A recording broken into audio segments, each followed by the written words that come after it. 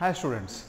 So in previous video we come across the basics of the biotechnology as well as some discoveries with respect to the development of a new biotechnology. So now in this video we are going to start with a new topic, that is tools of rDNA technology or recombinant DNA technology. Recombinant DNA na short agi ಏನು ಬರೀತಾರೆ rDNA ಅಂತ ಬರೀತಾರೆ. Okay, recombinant DNA, rDNA ಅಥವಾ genetic engineering ಎಲ್ಲ ಒಂದೇನೆ. Okay, so ನಾವೇನು study ಮಾಡಿದ್ವಪ್ಪ ಅಂತಂದರೆ, ಪೌಲ್ ಬರ್ಗ್ ಮತ್ತು ಕೊಹೆನ್ ಬೋಯರ್ ಅವರೆಲ್ಲ ಏನು ಮಾಡಿದರು, ಜೀನ್ನ ತೊಗೊಂಡ್ಬಿಟ್ಟು so they transferred that gene from one organism to another organism. ಇದೆಲ್ಲ ಮಾಡಲಿಕ್ಕೆ ವಿ ನೀಡ್ ದ ಟೂಲ್ಸ್. ಹೌದಾ? The technique that what we studied, that is regarding the principles and some techniques that what they used. But actually what kind of tools are required to develop such kind of technique or technology? Okay, so adanna ನಾವು ಈ ವಿಡಿಯೋದಲ್ಲಿ ಕಲಿಯೋಣ. Okay, so rDNA ಟೆಕ್ನಾಲಜಿಯಲ್ಲಿ ನಮಗೆ ಬೇಕಾಗಿರೋದು ಮುಖ್ಯವಾಗಿ 4 tools ಅಥವಾ 4 important what called the tools we require in this rDNA or recombinant DNA technology. The first one is the restriction enzymes. First ಬೇಕಾಗಿರೋದೇನು? Restriction enzymes. This restriction enzymes are also called DNA cleaving enzyme ಅಥವಾ cutting enzymes ಅಂತ ಕರಿಬಹುದು. ಏನಂತ ಕರಿತೀವಿ? DNA cleaving enzymes or DNA cutting enzymes. Okay, so cleaving ಅಂದರೆ ಏನಪ್ಪ? Cut ಮಾಡೋದು. That is what we call cleavage ಅಂತ ಕರಿತೀವಲ್ಲ. Cleaving enzyme is nothing but the what we call which is going to cut the DNA. That is a DNA cleaving enzyme. The first ಬೇಕಾಗಿರೋದು restriction enzyme. Second one what we require, we need the cloning vector. Okay, ಏನು ಬೇಕಪ್ಪ? Cloning vector. Okay, so cloning vector ಅಂದರೆ ಏನು? The DNA which is going to carry the one more DNA which we are going to add or tag with that specific what you called the organism. Okay, ಇದು transporting what you called ಒಂದು unit ಅಂತ ಹೇಳ್ಬೋದು, which is going to transfer the gene from one to another organism or carrier, a gene carrier ಅಂತ ಹೇಳ್ಬಹುದು. That is called cloning vector. Third one, that is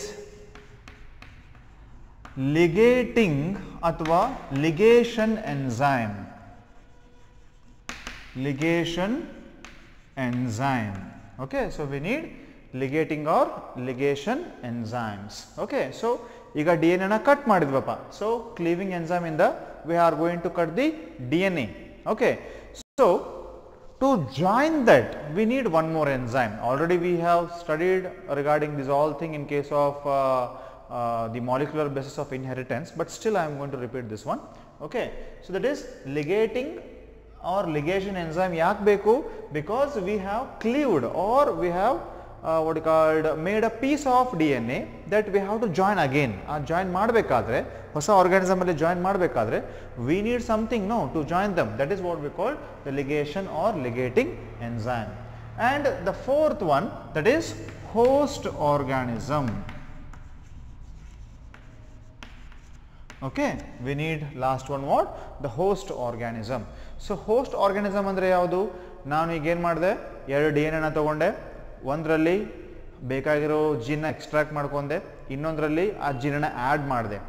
so now I have the gene with alien the DNA with an alien gene which is going to help me to produce the protein that what I want actually. Okay, so ನನಗೆ ಬೇಕಾಗಿರುವಂಥ ಪ್ರೋಟೀನ್ನ produce ಮಾಡಲಿಕ್ಕೆ ಅದು help ಮಾಡ್ತಿದೆ, but ಅದನ್ನು ಯಾವುದ್ರಲ್ಲಿ ಹಾಕಬೇಕು? Okay, that is what the host organism, the organism which is going to carry the thing that all what we are going to produce, okay, in a rDNA. So recombinant DNA ಮಾಡಿದ ಮೇಲೆ ಆ recombinant DNA ನ ಎಲ್ಲಿ ಹಾಕಬೇಕು ನಾವು? We have to put in an organism. That organism is called host organism. So these are the four very important tools that what actually we need in case of the rDNA technology or recombinant DNA technology. So now we are going to study one by one what are these tools. Okay, so that first we will discuss regarding restriction enzyme. ನಮಗೆ ಏನು ಮಾಡೋಣ, restriction enzyme ಬಗ್ಗೆ ಕಲಿಯೋಣ. restriction enzyme ಅಂದರೆ ಏನು, ಅದು ಹೇಗಿರುತ್ತೆ, ಎಲ್ಲಿ ಸಿಗುತ್ತೆ, and what is the history of this enzyme, that all thing that what we are going to study here. Okay, so restriction enzyme is nothing but DNA cutting enzyme. Okay, DNA cutting enzyme. So DNA cutting enzyme ಕೂಡ ಇದೆ, ಬೇರೆ ಇದೆ. Okay, so common ಆಗಿ ನಾವು ಹೇಳಬೇಕಾದ್ರೆ DNA cutting enzyme, but restriction enzyme ಯಾಕಂತೀವಿ ಅದರ ಬಗ್ಗೆ ಸ್ವಲ್ಪ ನಾನು ಎಕ್ಸ್ಪ್ಲೇನ್ ಮಾಡ್ತೀನಿ. ಓಕೆ, ಸೊ DNA ಕಟಿಂಗ್ ಮಾಡುವ ಅಥವಾ DNA ಕಟ್ ಮಾಡುವಂತ ಎಂಜೈಮ್ ನಾವೇನಂತ ಕರಿತೀವಿ, ನ್ಯೂಕ್ಲಿಯೇಸ್ ಅಂತ ಕರಿತೀವಿ. So what we are going to call, we are going to call it as nuclease. Okay, nuclease ಅಂದ್ರೆ ಆಲ್ರೆಡಿ ನಿಮಗೆ ಒಂದ್ಸಾರಿ ಹೇಳಿದ್ದೀನಿ. What in by nuclease, the enzyme which is going to digest the DNA or cleave the DNA, that is what we call nuclease. DNA cut ಮಾಡುವಂತ enzyme ಗೆ ನಾವೇನಂತೀವಿ, nuclease enzyme ಅಂತ ಕರಿತೀವಿ. Okay, if this is what we called DNA cutting enzyme, ಎಲ್ಲಿ cut ಮಾಡುತ್ತಪ್ಪ DNA ನ, ಇದು ಎಲ್ಲಿ ಬೇಕಾದಲ್ಲಿ cut ಮಾಡಬಹುದು. Any part of the DNA can be cleaved by this nuclease, that is called nuclease enzyme. If this nuclease is going to digest a very specific part of the DNA, okay, ಅನ್ಕೊಳ್ರಿ, ಏನು ಅನ್ಕೋಬೇಕೀಗ, DNA ನ very specific part ಅಲ್ಲಿ ಈ ನ್ಯೂಕ್ಲಿಯೇಸ್ cut ಮಾಡಿದ್ರೆ, then that nuclease is called restriction nuclease.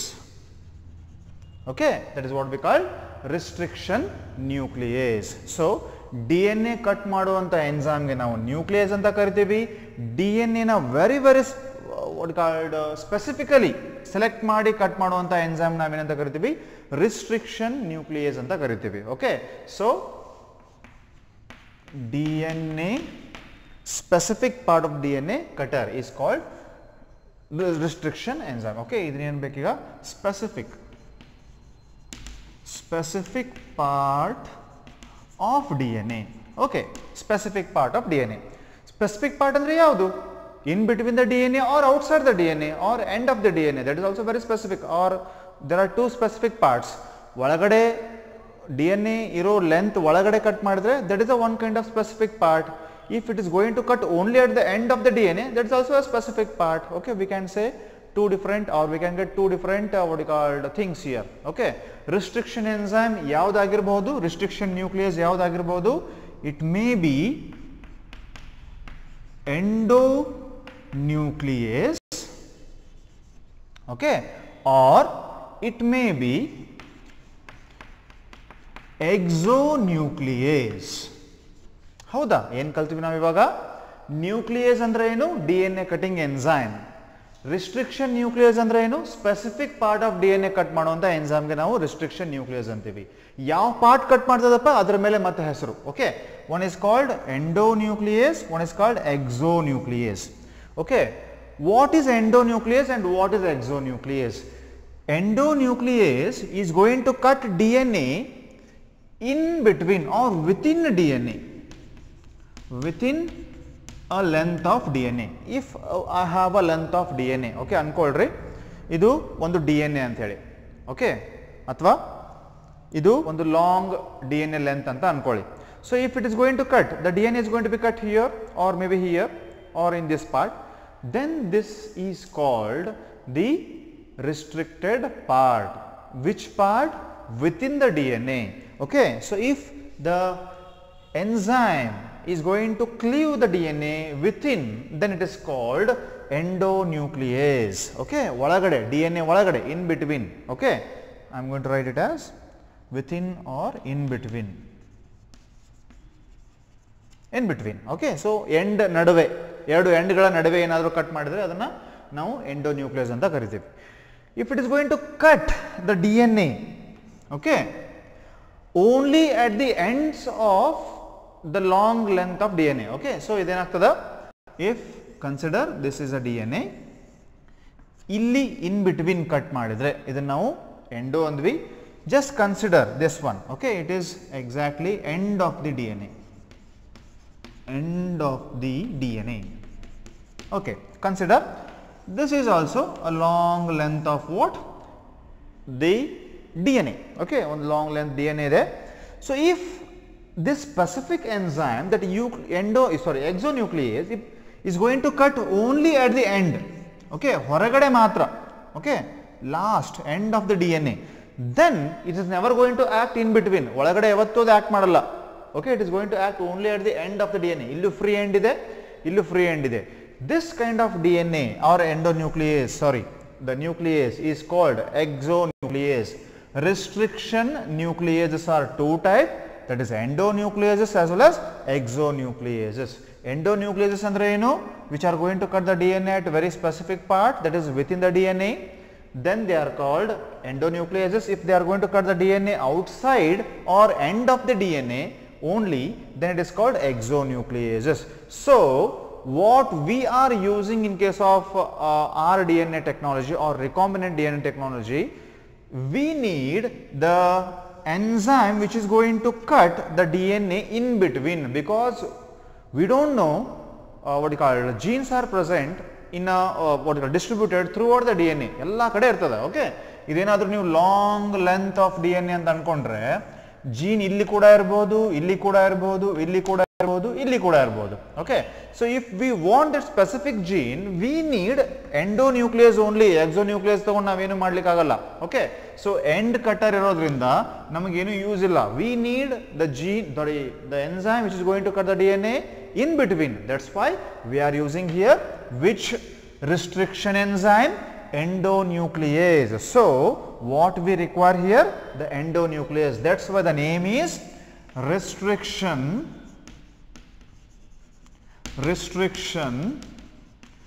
endonuclease.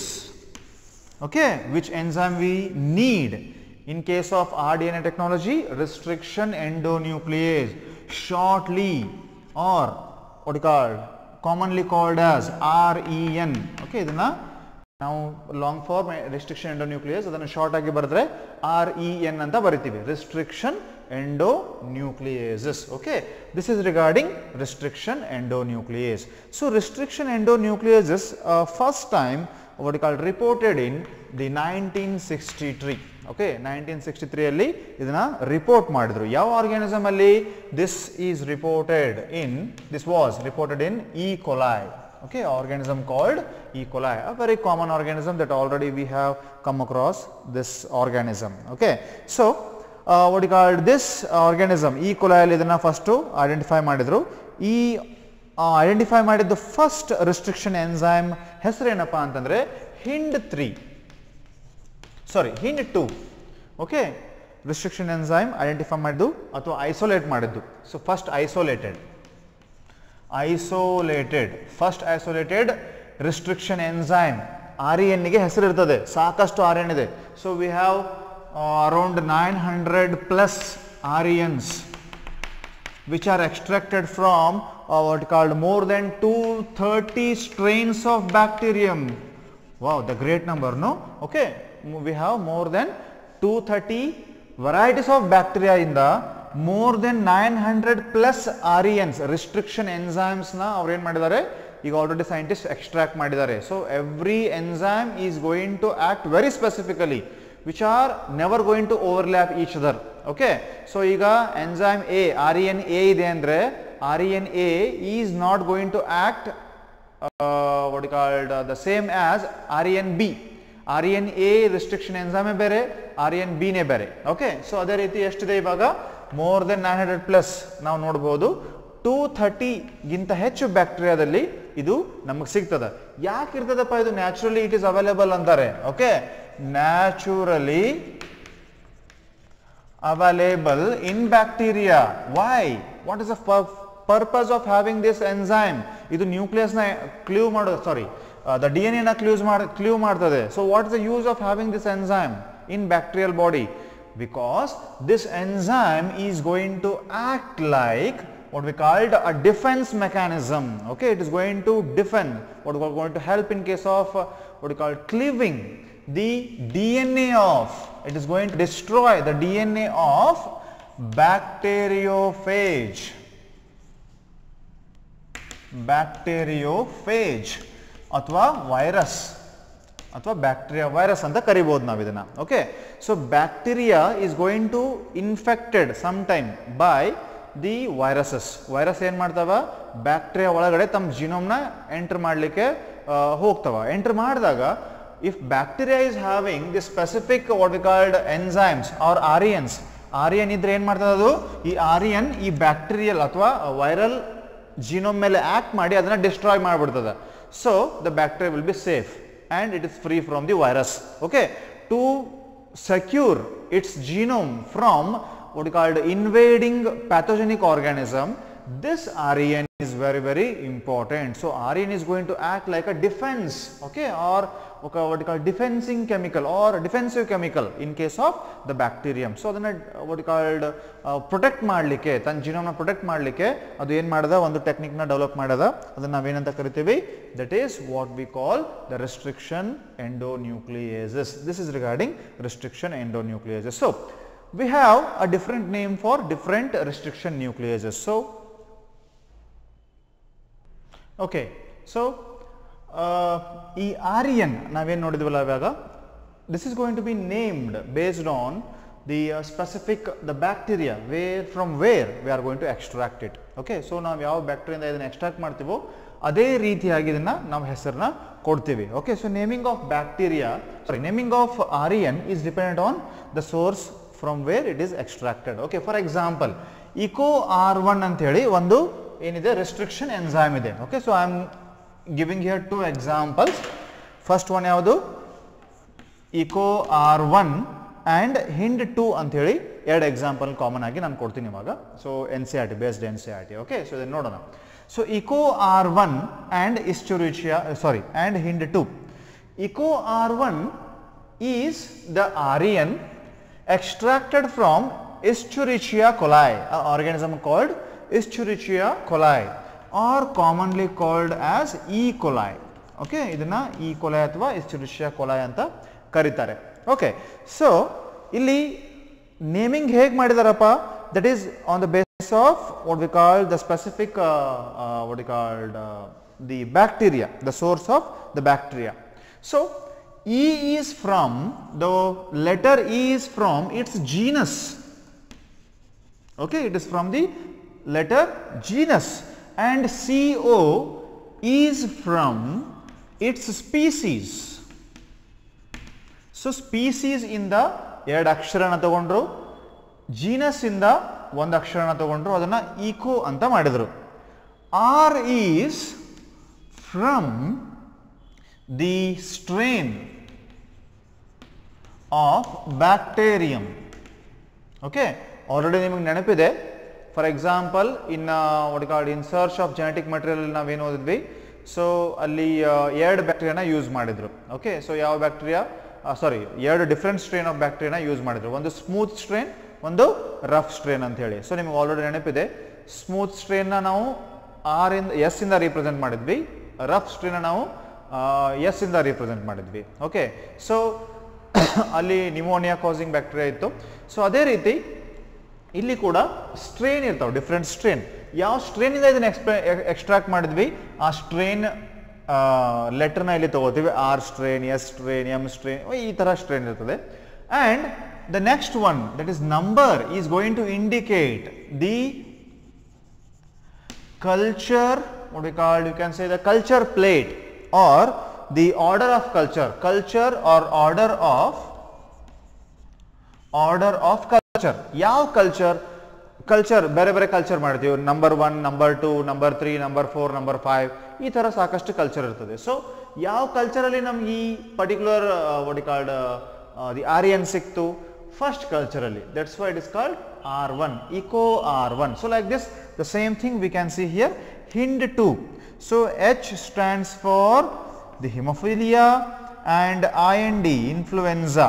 HI&E, influenza is from the influenza and D is a strain and the 2 is its order number, okay, culture order number. ಈ ರೀತಿಯಾಗಿ ನಾವೇನ್ ಮಾಡ್ತೀವಿ different what you called the RNA ಗೆ different ಆಗಿ ಹೆಸರನ್ನ ಕೊಟ್ಕೊಳ್ತಾ ಹೋಗ್ತೀವಿ. Okay, so it may be from the same bacteria or may be different bacteria, but Eco R1 ಇರ್ಬೋದು, Eco R2, Eco R3, Eco R4, Eco R6. So ಈ type culture ಬೇರೆ ಆದರೆ ನಾವು ಬೇರೆ ಬೇರೆ ಹೆಸರನ್ನ ನಾವು ಕೊಡ್ತಾ ಹೋಗ್ಬೋದು ಇಲ್ಲಿ. ಓಕೆ, ಸೊ ನಾವು ಒಂದೇ ಎಕ್ಸ್ಟ್ರಾಕ್ಟ್ ಮಾಡ್ಬೇಕಂತೇನಿಲ್ಲ. So several many enzymes are present in the same in what you called bacteria ಇದ್ರೆ ನಾವು ಬೇರೆ ಬೇರೆ ಹೆಸರನ್ನ ಕೊಡಬಹುದು.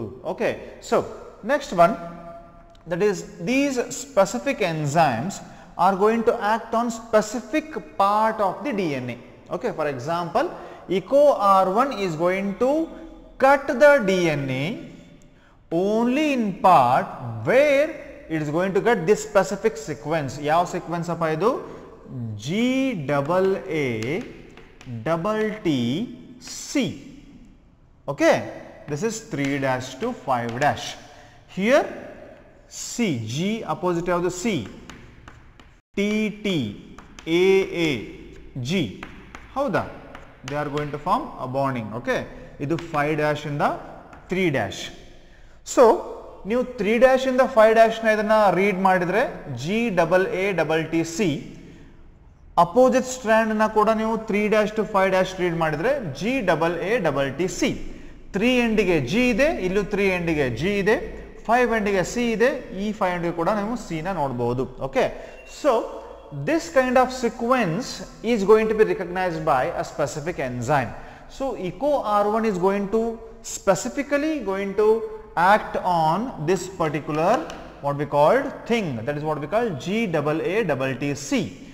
This sequence is very specific for echo R1 only and Hind2 is not going to act on this. Hind2 ಏನಿದೆಯಲ್ಲ ಇದರ ಮೇಲೆ act ಮಾಡಲ್ಲ, ಇದರದೊಂದು ಬೇರೆ ಸೀಕ್ವೆನ್ಸ್ ಇದೆ. Okay, so the sequence on which the Hind2 is going to act, that is the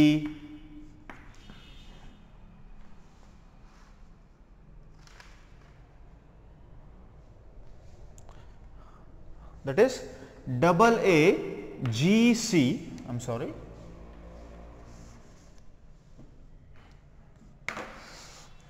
that Hind2 is going to act on AAGCTT and this side TTCGAA. Okay, idu 3' to 5', ಈ ಕಡೆದು 5' to 3'. So ಇಲ್ಲಿ ನೋಡಬಹುದು, ಇಲ್ಲಿ ಕೂಡ ನೀವು ಪ್ಯಾಲಿಂಡ್ರೋಮಿಕ್ sequence ನೋಡಬಹುದು. What is that? AA, ಈ 3' ಇಲ್ಲಿ AA ಇದೆ, ಇಲ್ಲೂ 3' ಕೂಡ AA ಇದೆ.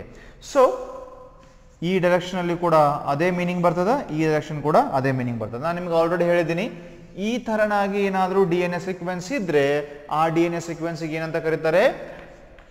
ಪ್ಯಾಲಿಂಡ್ರೋಮ್. Okay, this kind of DNA sequence is called palindrome or palindromic sequence. Okay, this palindromic sequence are considered as the site for action of these enzymes. Okay, ಈ enzyme act ಮಾಡೋದಲ್ಲಿ ಈ specific palindromic sequence ಅಲ್ಲಿ ಮಾತ್ರ. Okay, ಈ specific sequence ಏನಿದೆಯಲ್ಲ, ಈ specific sequence ಗೆ ನಾವು ಏನಂತ ಹೇಳ್ಬೋದು? Recognising site or recognising sequence ಅಂತ ಹೇಳ್ಬೋದು. Okay, what is that? Recognisation sequence ಅಥವಾ ಸ್ಪೆಸಿಫಿಕ್ ಸೀಕ್ವೆನ್ಸ್, ಅಥವಾ ಇದನ್ನ ಸ್ಪೆಸಿಫಿಕ್ ಸೀಕ್ವೆನ್ಸ್ ಅಂತ ನಾವು ಕರಿಬಹುದು. These are called palindromes and they are called a recognition sequence or specific sequence ಅಂತ ಹೇಳ್ಬೋದು. This is regarding the naming of restriction endonuclease. ಈ ತರ ಅದನ್ನ restriction endonuclease ನ ನಾವು ಏನು ಮಾಡ್ಬೋದು? ನೇಮಿಂಗ್ ಮಾಡ್ಬೋದು and they are going to act on the specific sequence. Okay, so no two enzymes are going to act on a specific sequence. No two enzymes are having the common specific sequence. ಎರಡು ಬೇರೆ ಬೇರೆ ಎಂಜೈಮ್ಗೆ ಒಂದೇ specific sequence ನಮಗೆ ನೋಡಲಿಕ್ಕೆ ಸಿಗಲ್ಲ. That is the very special and very what you called very specific feature or the best feature of this REN.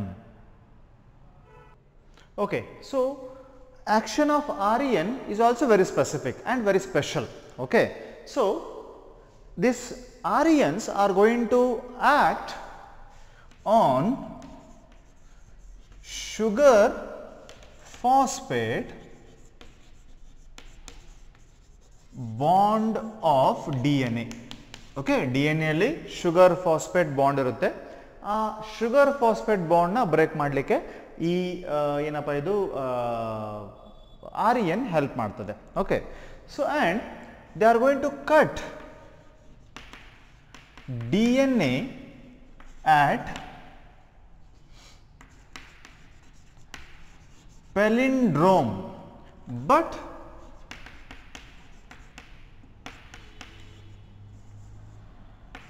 little away from it.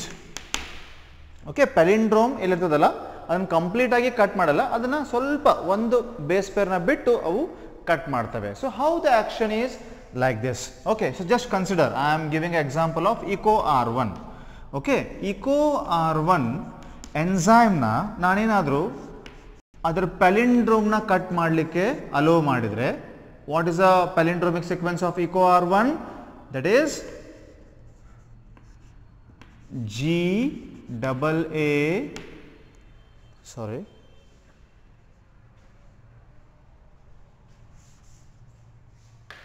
what is the sequence?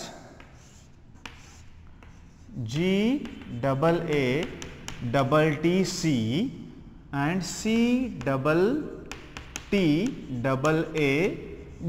ಹೌದಾ? ಇದು specific sequence of what the Eco R1. Okay, ಇದು 3' to 5', 5' to 3'. ಹೌದಾ? So when the Eco R1 is going to act on this specific sequence, it is going to cut the DNA or the palindrome in this way. Okay, ಅನ್ಕೊಳ್ಳಿ GAATTC and CTTAG. Okay, it is going to cut the DNA like this. ಇದು ಏನು ಮಾಡ್ತದ, ಒಂದು last base ಪೇರ್ನ ಬಿಟ್ಬಿಟ್ಟು it is going to cut DNA like this. ಇವಾಗ ನಮಗೆ DNA ಹೇಗೆ ಸಿಗ್ತದಪ್ಪ, ಈ ರೀತಿಯಾಗಿ ಸಿಗ್ತದೆ ಕಟ್ ಆದಮೇಲೆ. Okay, so that we are going to get DNA like this. ಇದು ಕಂಟಿನ್ಯೂ ಇರ್ತದೆ, ಈ ಕಡೆ ಇದು ಕೂಡ ಈ ಕಡೆ ಕಂಟಿನ್ಯೂ ಇರ್ತದೆ. So you can C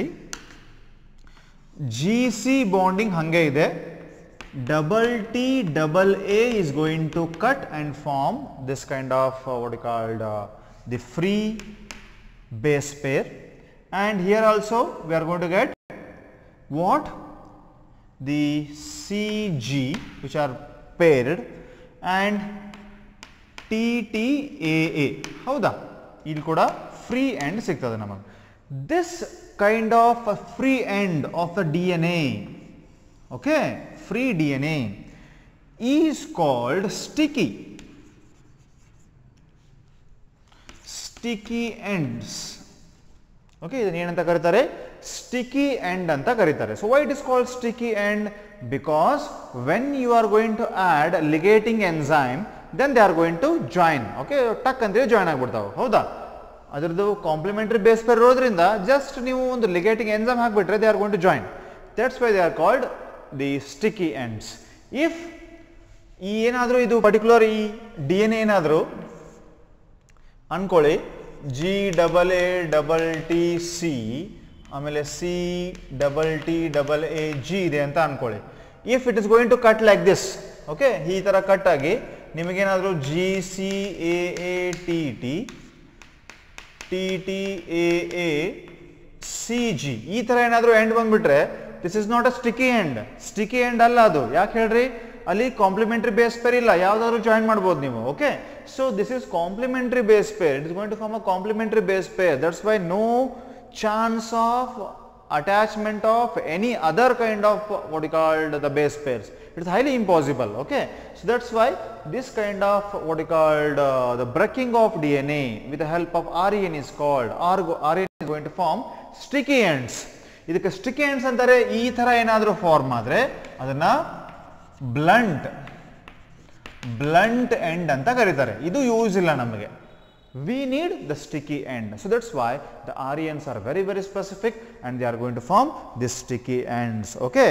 So these sticky ends are going to form by cutting the sugar phosphate bond of the DNA just little away from that of the palindrome. Okay. Palindrome sequence ಏನದಲ್ಲ ಅದು ಸ್ವಲ್ಪ ಅವೇ ಅಂದರೆ ಒಂದು base peer ಸ್ವಲ್ಪ ಬಿಟ್ಟು ಅವು cut ಮಾಡೋದ್ರಿಂದ ಇದನ್ನ ಸ್ಟಿಕ್ಕಿ ಎಂಡ್ಸ್ ಅಂತ ಕರೀತಾರೆ. That is a very specific and very special character of this REN.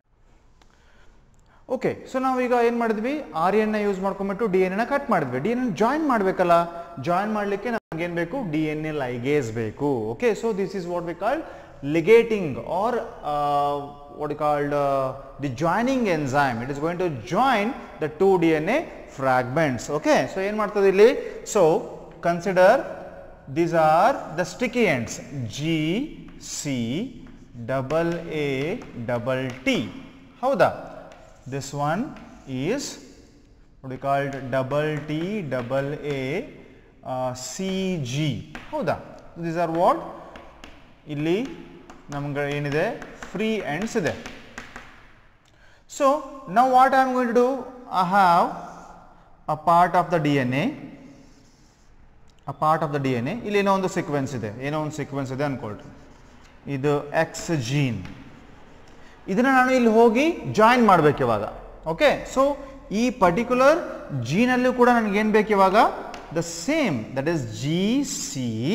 Okay, what I need, the GC. So ಇದನ್ನು ಸ್ವಲ್ಪ ಮಾಡಿಫೈ ಮಾಡ್ತೀನಿ ನಿಮಗೆ ಅರ್ಥ ಆಗಲಿ ಅಂತ ಹೇಳಿ.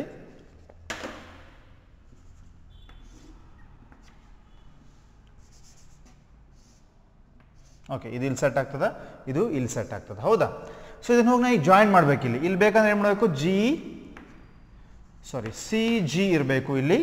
And we need opposite to this, ಏನಪ್ಪ ಅದು, AATT ಇದ್ದಲ್ಲಿ TTAA ಇರಬೇಕು. ಈ ಎಂಡಲ್ಲಿ ಅದರ ಅಪೋಸಿಟ್ ಏನಿರಬೇಕು,